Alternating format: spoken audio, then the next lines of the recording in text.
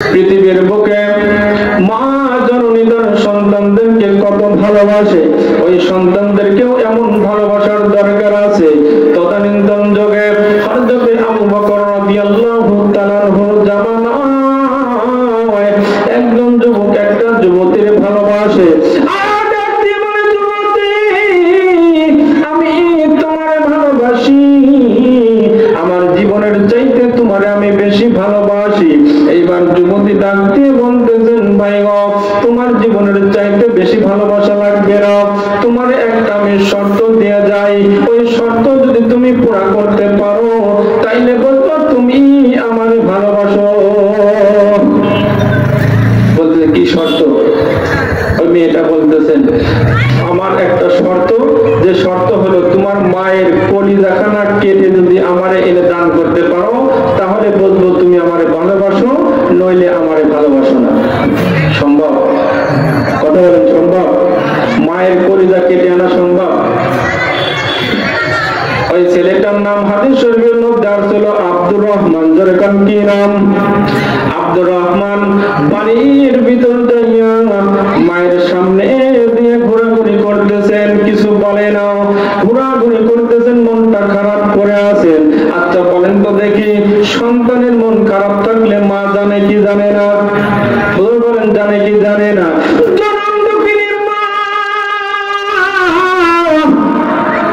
ডাক দিয়ে বলে, আব্দুর রহমান,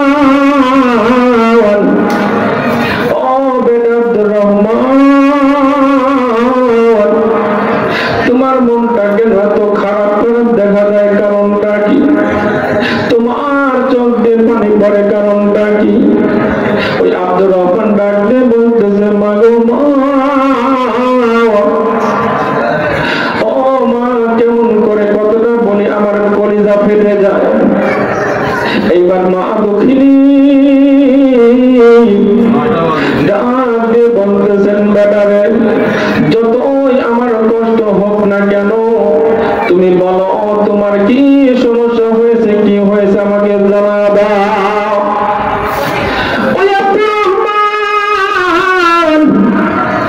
ডাক দিয়ে বলে, মাগো মা, আমি একটা যুবতীর ভালোবাসি, কিন্তু ওই যুবতী আমার একটা শর্ত দিয়েছে গো মা। বলে, কি শর্ত দিয়েছে? বলে, তোমার কলিজাখানা কেটে যদি আমি ওই মেয়ের হাতে দিতে পারি তাইলে ওই মেয়েটা আমারে ভালোবাসবে, নইলে আমারে ভালোবাসবে না। ধরে নাউযুবিল্লাহ।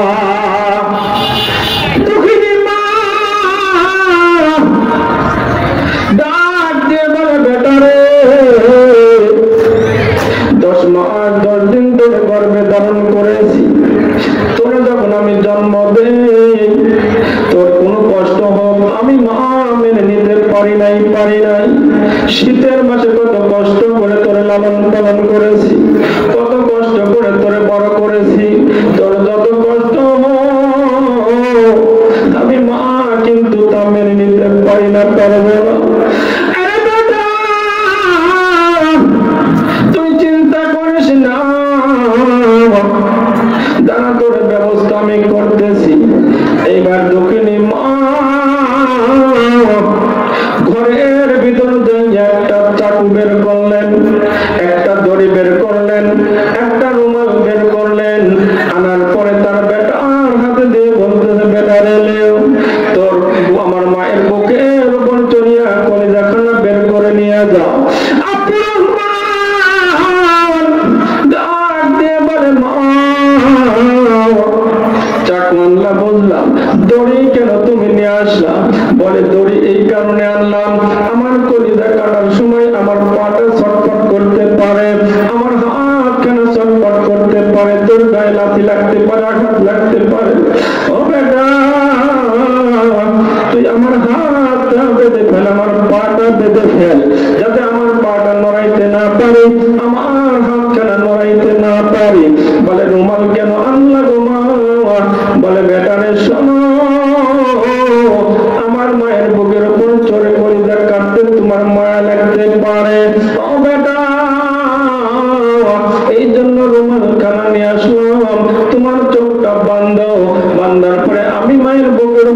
নিয়ে তোমার কলিজাখানা কাটো।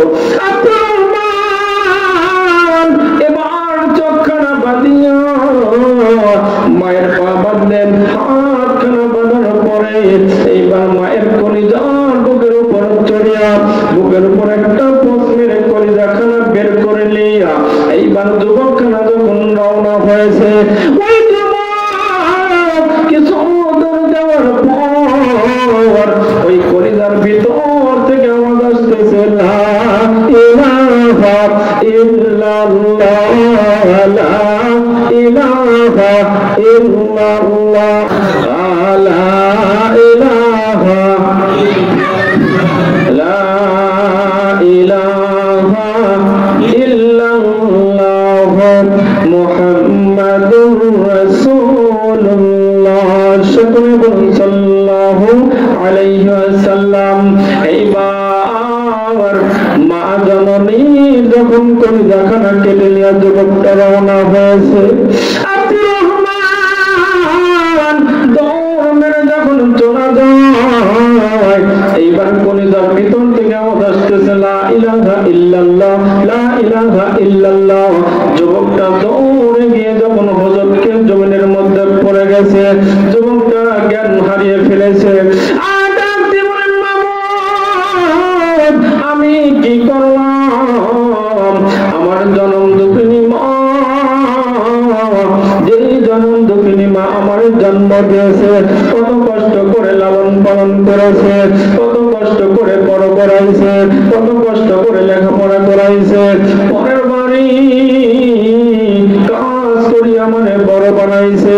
আর আমি বেটা হইয়া এত বড় একটা অন্যায় কাজ আমি করে ফেললাম, আল্লাহ মনে হয় আমারে কোনোদিন ক্ষমা করবে না। আল্লাহর নবী রাহমাতাল লিল আলামিন ডাক দিয়ে বলছেন, তোমার মায়ের সাথে যদি তুমি অন্যায় করো, অন্যায় করার পর তোমার মা যদি দুনিয়া থেকে বিদায় হয়ে চলে যায়, ওই মা দুঃখিনী মার কবরের পাশে দাঁড়িয়ে যদি তুমি বলতে পারো, রব্বির হামহুমা কামা রাব্বায়ানি সগীরা, কবরের পাশে দাঁড়িয়ে তুমি যদি বলতে পারো, মা গো মা, ও মা, দুনিয়াতে তোমার সাথে অন্যায় করেছি, খারাপ আচরণ করেছি, সময় পাই নাই, বড় কষ্ট লইয়া তুমি দুনিয়ার থেকে বিদায় হয়ে চলে গেছো, মা গো তুমি আমারে মাফ করে দাও। আল্লাহর নবী রাহমাতাল লিল আলামিন ঘোষণা করেছে, ওই মা কবরের মধ্যে তাকিয়ে ডাক দিয়ে বলেন, মাবুদ গো, আমার সন্তান ভুল বুঝতে পেরেছে, আমার সন্তান আমার কাছে এসে ক্ষমা চাইছে, ও আল্লাহ আমি আমার সন্তানের ক্ষমা করে দিয়েছি, আল্লাহ তুমি দয়া করে মেহেরবানি করে আমার মাকে তুমি মাফ করে দাও। ধরে কান মারহাবা। আমাদের মধ্যে থেকে অনেকেরই মা নাই, অনেকেরই বাবা নাই, অনেকেরই দাদা দাদি নানা নানি আত্মীয় স্বজন স্ত্রী পুত্র দুনিয়ার থেকে বিদায় হয়ে চলে গেছে। ওই দুঃখিনী মা কবর জগৎ থেকে তাকায় আছে, আমার সন্তান আন্দারকুটা জামি মসজিদের মাহফিল হচ্ছে, ওই মাহফিল খানাতে যাইয়া আমি মায়ের জন্য 1000, 2000, 500, 500 টাকা দান করতেছে, আর আমার জন্য দোয়া চাইতেছে। ও আল্লাহ, ওই মাহফিলে আমার সন্তান কি আমার জন্য দোয়া চাইবে, এই অপেক্ষায় তারা বসে আছে, শুয়ে আছে। আমার সন্তান আমার জন্য দান করবে, আল্লাহ তুমি দানের ওসিলায় আল্লাহ তুমি আমার কবরের আযাব মাফ করে দাও। আমি আপনাদের মাঝে জানতে চাই, ওই মা যদি আপনার বেঁচে থাকতো, ওই মাকে কিন্তু আপনাকে খরচ দেওয়া লাগতো, ওই মার অসুখ হলে চিকিৎসা করা লাগতো, ওই মায়ের প্রতি বছরে বছরে ঈদের জন্য শাড়ি ব্লাউজ কিনে দেওয়া লাগতো, টাকা খরচ হতো। ওই মা কবরের জগতে চলে গেছে, এখন তোমার ভিখারি ছাড়া আর কিছুই হবে না। আমি আপনাদের কাছে চাইবো 100, 200, 500, 1000, 2000 এমন কোন দরদি ব্যক্তি আছেন গো বাবা, আছেন, দিলটা একটু নরম করেন। দিলটা একটু নরম করে দিয়া বলেন, হুজুর আমার মায়ের জন্য 500 টাকা দিলাম, 1000 টাকা দিলাম, 2000 টাকা দিলাম, আমার মায়ের জন্য একটু দোয়া করবেন। এমন কোন দরদি ব্যক্তি আছেন একটু দাঁড়া যাবেন, নগদ না পারলে বাকি লেখায় দেবেন।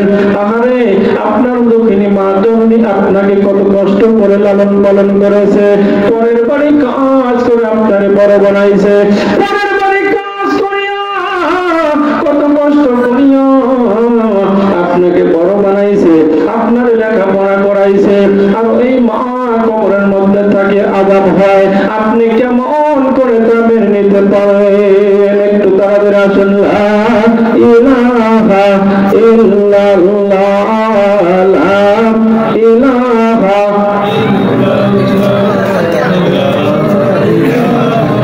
আরো জোরে লা ইলাহা, আরো জোরে লা ইলাহা।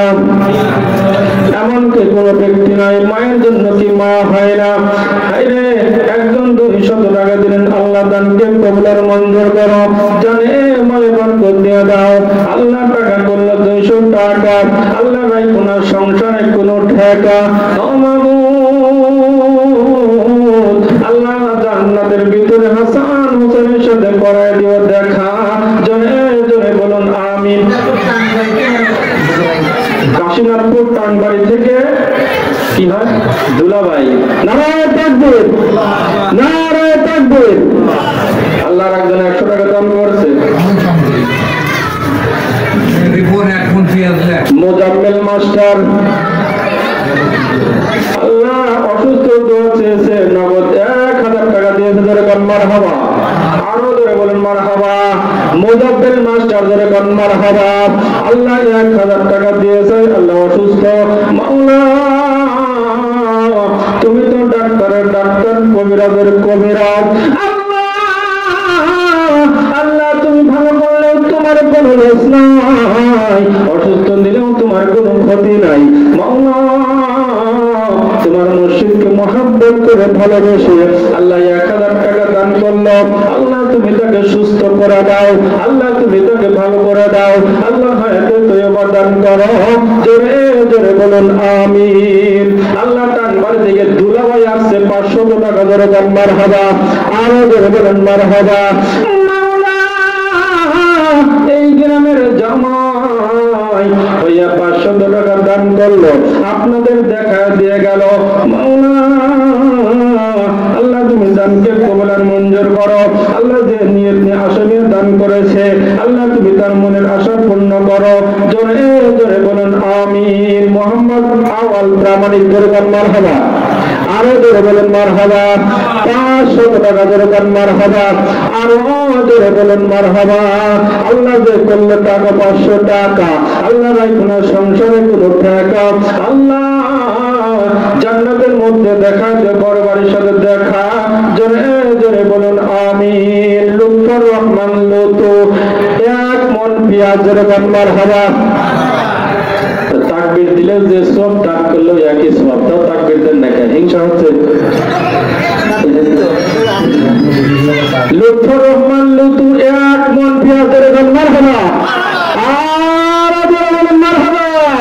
আল্লাহ যে নিয়ত নাশিনে দান করলো আল্লাহ তার মনের আশা পূর্ণ করো, জানে মালে বরকত দিয়ে দাও, আল্লাহ আসমানি বলে আসমানে তুলে নাও, হয় বলে হাওয়ার সাথে মিশা দাও, জমিনের বলে জমিনে দেওয়া দাও, ধরে কোন আমিন। মোহাম্মদ রহমত আলী খান প্যানেল চেয়ারম্যান না, দুলাই মডেল ইউনিয়ন পরিষদ ধরে কোন মারহাবা। রহমত আলী খান ধরে কোন মারহাবা।